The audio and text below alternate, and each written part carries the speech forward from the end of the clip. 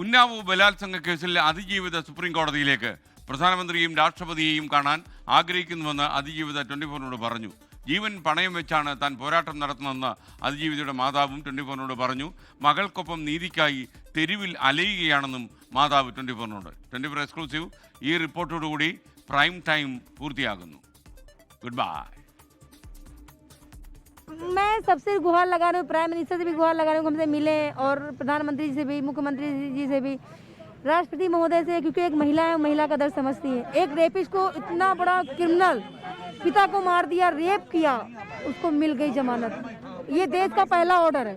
നീതി ഉറപ്പാക്കണമെന്ന അതിജീവിത രാഷ്ട്രപതിയെയും പ്രധാനമന്ത്രിയെയും കാണാൻ ആഗ്രഹിക്കുന്നു. ഒരു സ്ത്രീക്ക് മറ്റൊരു സ്ത്രീയുടെ വേദന മനസ്സിലാകും. പിതാവിനെ കൊലപ്പെടുത്തി, തന്നെ ക്രൂരമായി ബലാത്സംഗം ചെയ്തു.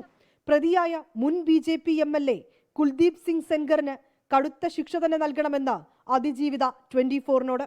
इसमें भी मेरे साथ पुलिस ने खींचताना किया, हटाया वहाँ से. जब इंडिया गेट पे प्रदर्शन नहीं कर सकते तो देश में रेप भी नहीं होना चाहिए. बहन बेटियों को इंसाफ, क्योंकि इस घटना से, इस जजमेंट से देश की बेटियों को डर हो गया कि हमारे साथ कुछ होके 5 साल बाद आरोपी बाहर आ जाएगा. കോടതിയിലാണ് വിശ്വാസമെന്നും നീതി ഉറപ്പാക്കണമെന്നും അതിജീവിതയുടെ മാതാവ് ആവശ്യപ്പെട്ടു.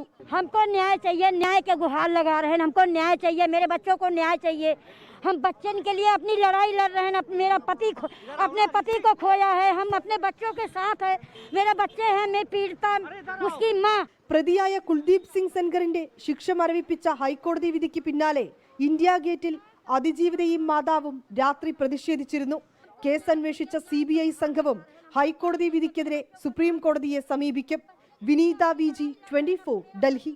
ലോകത്തെവിടെയായാലും ഏത് സമയത്തും 24 വാർത്തകളും ഓഗ്മെന്റഡ് റിയാലിറ്റി പാക്കേജുകളും എക്സ്പ്ലെയിനറുകളും വിശദമായി കാണാൻ ഞങ്ങളുടെ YouTube ചാനൽ നിങ്ങൾക്ക് സബ്സ്ക്രൈബ് ചെയ്യാം.